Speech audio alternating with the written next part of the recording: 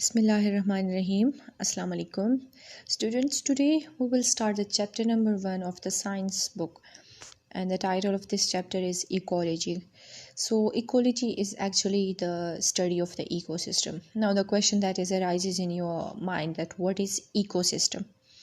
So ecosystem is actually the interaction between the living and the non-living things of environment.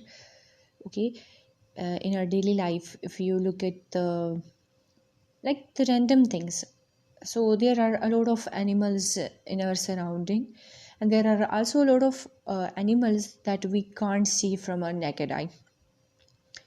तो ecosystem की यही simple definition थी, और इसमें से लिविंग और नॉन लिविंग थिंग्स के दरम्यान में इंटरेक्शन को दिखाया जाता है। वो एक दूसरे के ऊपर डिपेंडेंट होते हैं, और डायरेक्टली इनडायरेक्टली हर एक चीज़ एक दूसरे के साथ इंटरकनेक्टेड होती है। So let's start. Ecology is the study of ecosystem. An ecosystem is all of the living and non-living things in a particular area, such as air, water, soil and light, and the way they interact with each other. Ecosystem में क्या होता है कि आपके पास जानदार चीज़ें भी होती है और नॉन लिविंग थिंग्स, जिसमें से हमारे पास एयर आ जाता है। ऑब्वियसली उसमें से ऑक्सीजन और कार्बन डाइऑक्साइड गैस होती है। वाटर भी होता है, जो कि प्लांट्स के लिए भी ज़रूरी है, एनिमल्स के लिए भी ज़रूरी है। Soil, that is really important. अगर लाइट की बात करें तो sun is the main source of energy. तो ये सारी चीज़ें लिविंग ऑर्गेनिज्म के साथ इंटरेक्ट करती हैं, और इनके इंटरेक्शन को हम क्या कहते हैं? इकोसिस्टम कहते हैं। Mainly the planet earth ecosystem is the only part of it where the life exist. Okay, now there are the two main things that is really important, biotic and abiotic factors. So biotic factors वो part होगा आपके पास ecosystem का जिसमें से living things होते हैं, animals आ जाते हैं, प्लांट्स आ जाते हैं। And abiotic factors are those factors that are the non living things. Okay, non living things में एयर, टेम्परेचर, सॉइल, वाटर, ये सारी चीज़ें आ जाती है। एंड ऑब्वियसली अगर हम थोड़ा सा सोचें तो ये दोनों चीज़ें एक दूसरे के साथ इंटरेक्ट करती है। Most of time the biotic and abiotic factors work together to create a balance ecosystem. देखिए, हर एक चीज़ का हद से बढ़ जाना या उसका कम हो जाना तो वो नुकसानदेह होता है दोनों केसेस में। इसी तरह हमारे इन्वायरमेंट की, प्लेनेट की भी बात होती है। अगर इसमें से कोई कुछ चीज़ें हैं तो उनके दरमियान बैलेंस होगा तो वो ठीक रहेगी। Balance is really important for it. तो ये जो इकोसिस्टम हमारे पास होते हैं जिसमें से living and non living things interact करते हैं, ये बैलेंस को मेंटेन रखते हैं, ठीक है। और इसी बैलेंस की वजह से हमारे पास ना चीज़ें हद से बढ़ जाती है और ना चीज़ें हद से कम हो जाती हैं। Okay, however, human activities in recent 200 years also have had problems such as global warming and climate change. And of course हम global warming, climate change को face कर रहे हैं। गर्मियाँ ज़्यादा होती जा रही है, सर्दियाँ कम होती जा रही है, जिस टाइम बारिश होनी होती है उस टाइम नहीं होता। तो ये सारी चीज़ें इम्बैलेंस की वजह से आ जाती है, इन्वायरमेंट में इम्बैलेंस की वजह से आ जाती है। और इसका फैक्टर यही है, ह्यूमन एक्टिविटीज़। हम लोग टेक्नोलॉजी को बढ़ा रहे हैं और मॉडर्न लाइफ चाहते हैं, लेकिन उसकी वजह से हमारे इन्वायरमेंट पे काफ़ी बैडली इम्पैक्ट पड़ रहा है, और उसके लिए कोई इतना नहीं सोचता। तो इसकी वजह से इम्बैलेंस होता है, क्लाइमेटिक चेंजेस आते हैं। Global warming is actually the rising temperature of the earth planet.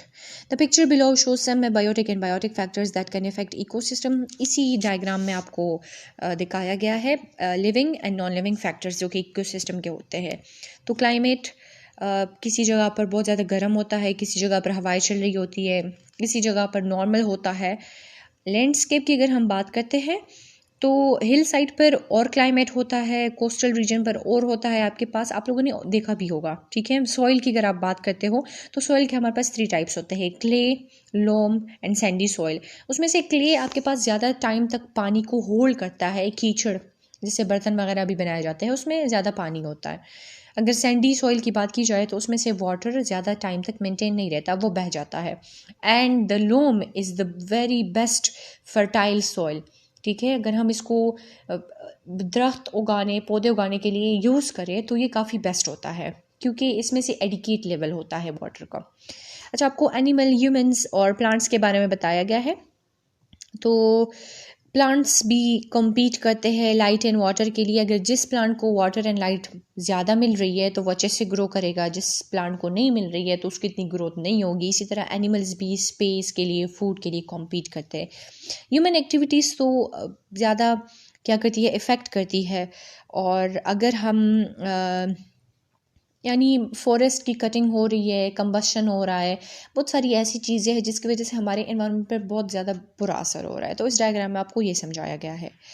Now the next topic is carbon and oxygen cycles. Cycle एक ऐसा वर्ड है जिसमें से एक चीज़ रिपीट हो रही होती है। So if we talk about the carbon cycle में लिविंग और नॉन लिविंग थिंग्स के दरमियान में कार्बन का एक्सचेंज होता जाएगा, that is called carbon cycle. अगर आप ऑक्सीजन साइकिल को डिफाइन करेंगे तो ऑक्सीजन साइकिल में आपके पास ऑक्सीजन का क्या होगा, एक्सचेंज होगा लिविंग और नॉन लिविंग थिंग्स के दरमियान में। All living things contain the element carbon. Carbon is a major component of carbohydrates, proteins and fats. In ecosystem carbon is continuously exchange between living organism and their environment, this is known as carbon cycle. देखिए हमारी जो body है mainly protein इसमें से होते हैं, carbohydrates भी होते हैं, फैट्स भी होता है। अगर आप इसके स्ट्रक्चर लेवल पर जाए, केमिकल फार्मूला पे जाए, उसके स्ट्रक्चर्स पे जाए तो आपको वहाँ पर एक ही चीज़ नज़र आएगी, वो होता है कार्बन। तो ये सारे कार्बन बेस्ड कंपाउंड्स होते हैं और कार्बन इज़ रियली इम्पोर्टेंट।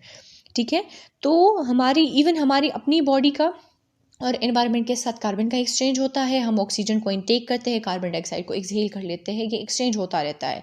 ठीक है, कार्बन साइकिल में क्या होता है, कंटिन्यूसली एक्सचेंज होता जाएगा कार्बन का between the living organism and living things and the non living things, जो कि इन्वायरमेंट आता है। ठीक है, अच्छा, the main processes involve in carbon cycle. अब वो प्रोसेसेस जिसमें से हमारे पास कार्बन साइकिल इन्वॉल्व होता है उसकी कुछ एग्जांपल्स दी गई है। सबसे पहले respiration. When living organism respire they release carbon dioxide into air. अब रिस्पायरेशन और ब्रीथिंग दो अलग अलग चीज़ें हैं। ठीक है, breathing is just the inhalation and exhalation. ठीक है, जिसमें से ऑक्सीजन और कार्बन डाइऑक्साइड इनकी एक्सहेलेशन और इनहेलेशन होती रहती है। रिस्पायरेशन में क्या होता है, जब हम इनहेल करते हैं तो सेलुलर लेवल पर वो ऑक्सीजन ब्लड के साथ एक्सचेंज हो जाता है और वहाँ पर ग्लूकोज की ब्रेकडाउन होती है। यही वजह है कि जब आपको पेज नंबर 3 पे अगर आप देखें तो इसमें से कार्बन एंड ऑक्सीजन साइकिल आपको दिखाया गया है। ठीक है, इसमें एक रिएक्शन है, glucose plus oxygen equal to carbon dioxide plus water. Glucose actually में फूड होता है जिसको हम कंज्यूम कर लेते हैं, तो उसके साथ इन्वायरमेंट से लिया गया ऑक्सीजन करते हैं, इन्वायरमेंट में रिलीज करवा लेते हैं। So that is the process of photosynthesis. Now combustion एक ऐसा प्रोसेस है जिसमें से फॉसिल फ्यूल के अंदर कार्बन होता है, वो भी कार्बन बेस्ड कंपाउंड होते हैं। ठीक है, और जब इनको हम बर्न करते हैं तो इन्वायरमेंट में ऑक्सीजन प्रेजेंट होता है, वो कार्बन उसके साथ कंबाइन होते हुए आग पकड़ लेता है और वो आपके पास बर्न हो जाते हैं। जैसे कि कोल हो गया, नेचुरल गैस हो गई, ऑयल हो गया, इनकी जब बर्निंग करो ना तो ये जल जाते हैं। लेकिन उसी टाइम पे इन्हीं फॉसिल फ्यूल से कार्बन डाइऑक्साइड क्या हो जाती है, एयर में रिलीज हो जाती है। Now what are fossil fuels, that is the main question.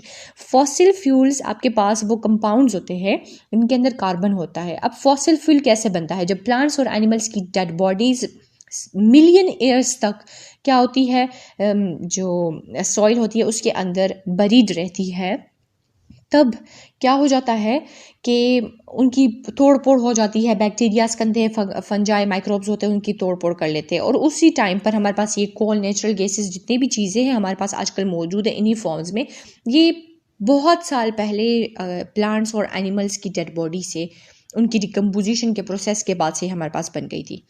Okay, now the decomposition is actually the breakdown, okay, of the dead organisms body। उनके अंदर भी वो अगर डेड बॉडी भी हो तो उसी के अंदर प्रोटीन, ये सारी चीज़ होते हैं, वो सारे कार्बन बेस होते हैं। उसके ऊपर बैक्टीरिया, फंगस आके रिएक्ट करते हैं, उस कार्बन बेस कंपाउंड्स की तोड़ फोड़ करते हैं। उसी टाइम पे कार्बन डाइऑक्साइड का रिलीज होता है और यह आपको carbon compounds plus oxygen equal to carbon dioxide gas. तो कार्बन कंपाउंड्स के साथ ऑक्सीजन कहाँ से आ जाता है, ये इन्वायरमेंट में होता है और उसी इन्वायरमेंट से ऑक्सीजन कार्बन कंपाउंड के साथ जैसे ही कंबाइन होता है तो उसी टाइम पे कार्बन डाइऑक्साइड का रिलीज होता है। If you look at the carbon cycle तो इसमें डिफरेंट प्रोसेसेस है, डिफरेंट एक्टिविटीज़ है कि कैसे उससे कार्बन डाइऑक्साइड का रिलीज होता है। ठीक है, और उसी कार्बन डाइऑक्साइड को प्लांट्स क्या करते हैं, यूज़ करते हैं फोटोसिंथेसिस के प्रोसेस में। तो ये एक साइकिल सा शो करवाया हुआ है जिसमें से आपको दिखाया गया है कि कहाँ कहाँ से कार्बन डाइऑक्साइड का रिलीज होता जाता है। At the same time, as carbon is circulating, oxygen is also passing in and out of living things. The carbon cycle and the oxygen cycle are interconnected and complementary to each other. The same processes involved in the carbon cycle are also involved in the oxygen cycle. Together, the carbon and oxygen cycle bring balance and symmetry to life on Earth. Okay अच्छा, अब जो carbon होता है वो circulate कर रहा होता है, इसी तरह ऑक्सीजन भी इन और आउट होता रहता है लिविंग थिंग्स में। जिस तरह कार्बन साइकिल है बिल्कुल एग्जैक्टली हमारे पास ऑक्सीजन का साइकिल भी होता है। दोनों इंटरकनेक्टेड है, कंप्लीमेंट्री है। अगर कार्बन का साइकिल हो रहा है तो उसी टाइम ऑक्सीजन का साइकिल भी होगा, ठीक है। ये दोनों एक दूसरे के साथ साथ चलते रहते हैं क्योंकि इंटरकनेक्टेड है, ठीक है। अगर हम कार्बन डाइऑक्साइड को इनहेल कर लेते हैं, ऑक्सीजन को इनहेल कर लेते हैं, तो कार्बन डाइऑक्साइड को फिर क्या करते हैं, एक्सहेलेशन करते हैं। तो ये दोनों साइकिल क्या कहते हैं, इंटरकनेक्टेड है, सही है। इसी तरह जो कार्बन आपको बताया गया है कि जो स्टेप्स जो प्रोसेसेस इन्वॉल्व है कार्बन साइकिल में, उसी तरह वो आपके पास ऑक्सीजन साइकिल में भी होते हैं, इसलिए इनको कम्प्लीमेंट्री बताया गया है। कार्बन और ऑक्सीजन साइकिल बैलेंस और सिमेट्री लाते हैं, ये बैलेंस रखते हैं सारी चीज़ों को, ठीक है। अगर डेड बॉडीज़ होती है उसमें कार्बन साइकिल नहीं होगा तो वो बिल्कुल उसी तरह पड़ी रहेगी, उससे फॉसिल फ्यूल नहीं बनेंगे, ठीक है। तो फिर क्या होगा, अगर हमारे पास प्लांट्स नहीं होंगे, वो ऑक्सीजन को कार्बन डाइऑक्साइड को लेके ऑक्सीजन को रिलीज़ नहीं करवाएंगे, तो फिर उसी टाइम क्या होगा हमारे पास कि इम्बैलेंस आ जाएगा, ठीक है। No life will exist on earth.